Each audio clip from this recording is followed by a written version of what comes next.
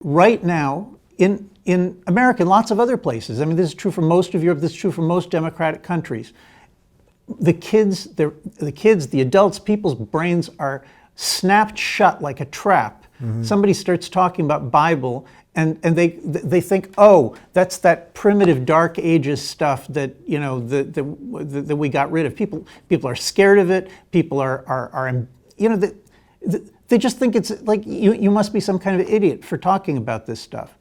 And as long as the Bible continues to be under this shadow, instead of being this spectacular document that created the world we live in, instead of that, people just keep saying, oh, that's the Dark Ages.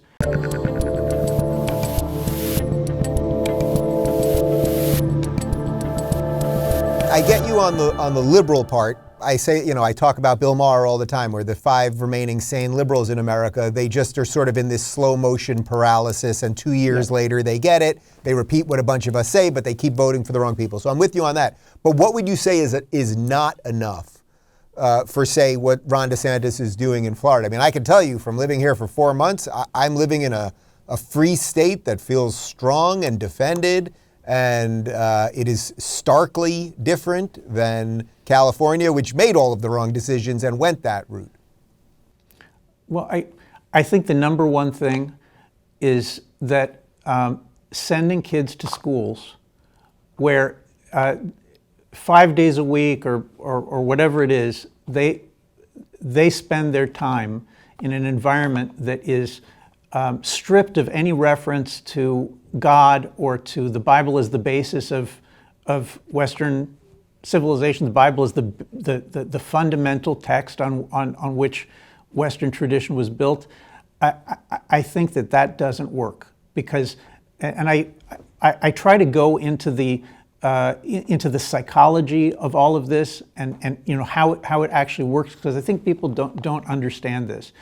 If you want anything, right? You know, young people are always saying, "What do you mean conservative? Conservatives don't conserve anything." Right? You've heard that. I mean, people say that all the time. Is like what have conservatives succeeded in conserving in the last 50 years?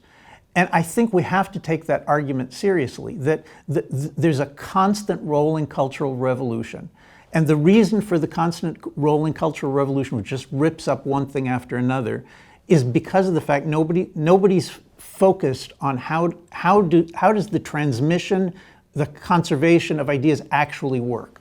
And for the way it actually works is that if you're a kid and you see that the people around you give honor to something, like let's say the Bible, they give honor to it. What do you mean? They say, look, this is really important. Now, I'm not talking about, you know, them saying, you have to believe this, or if you don't believe this, then you're a terrible person. I'm talking about something much more basic. That if you're in an environment where people are giving honor, they say, look, this Constitution is, you know, the best that, you know, that there's been in the world, and this Scripture is the best moral framework for leading your life that there's ever been.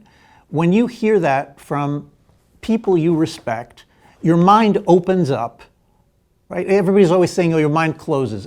That's not my experience. If people are saying, look, this is just really important, you should take a look at it, your mind opens up to learning.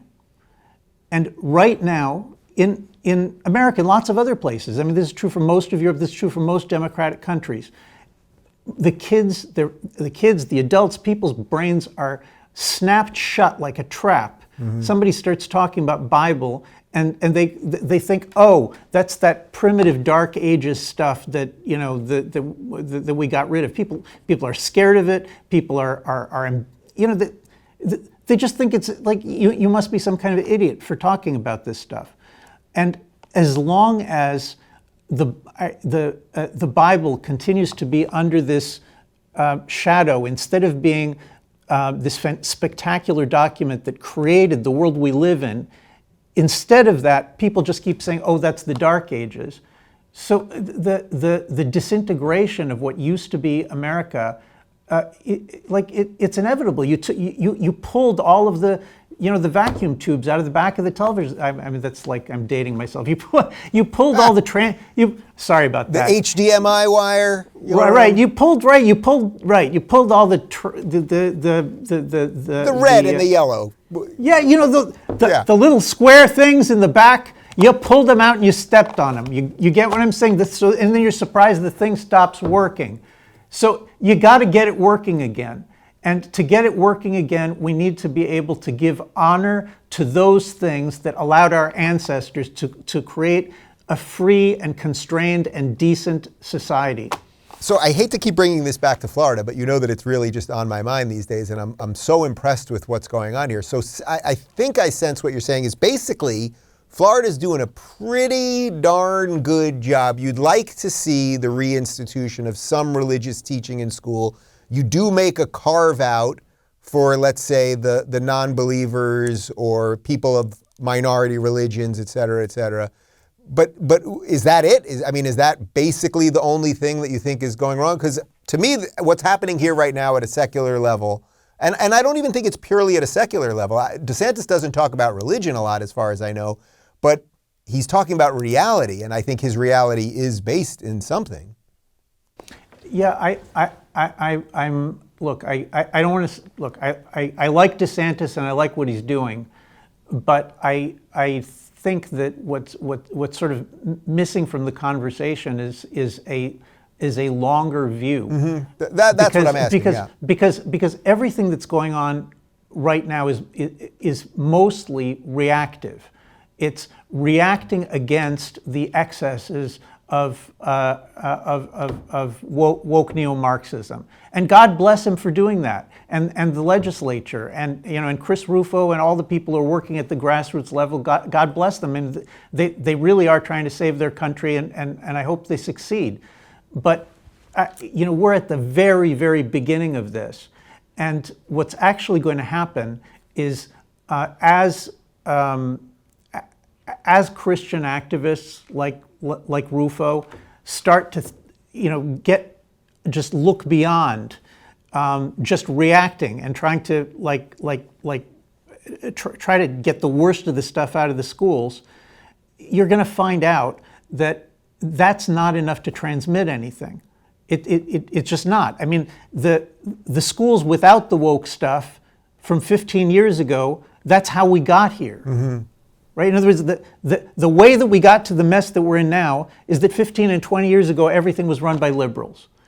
And so I'm just trying to look just a little bit beyond the horizon. And I don't think it's just a matter of education, but I don't want to speak for. I think there's going to be a number of different states and countries, and they're going to try different things. So some of those things could be, they could be Sabbath laws. Some people might want to try having Sabbath laws. They could be legislation about what the family is. They could be legislation about abortion. I mean, it could be all sorts of things. And I think a smart governor or leader, what he would do is he would say, look, I don't want to take the most controversial stuff and try to force it on people. That's just not smart leadership. I think that in every state, what will happen is conservative leadership will say, what are the kinds of things that that we have a majority and they can get behind this, and they think that this could make sense, and they'll try different things, and they'll see what can work, and they'll do experiments. If you're looking for more honest and thoughtful conversations about politics instead of nonstop yelling, check out our politics playlist. And if you want to watch full interviews on a variety of topics, watch our full episode playlist all right over here. And to get notified of all future videos, be sure to subscribe and click the notification bell.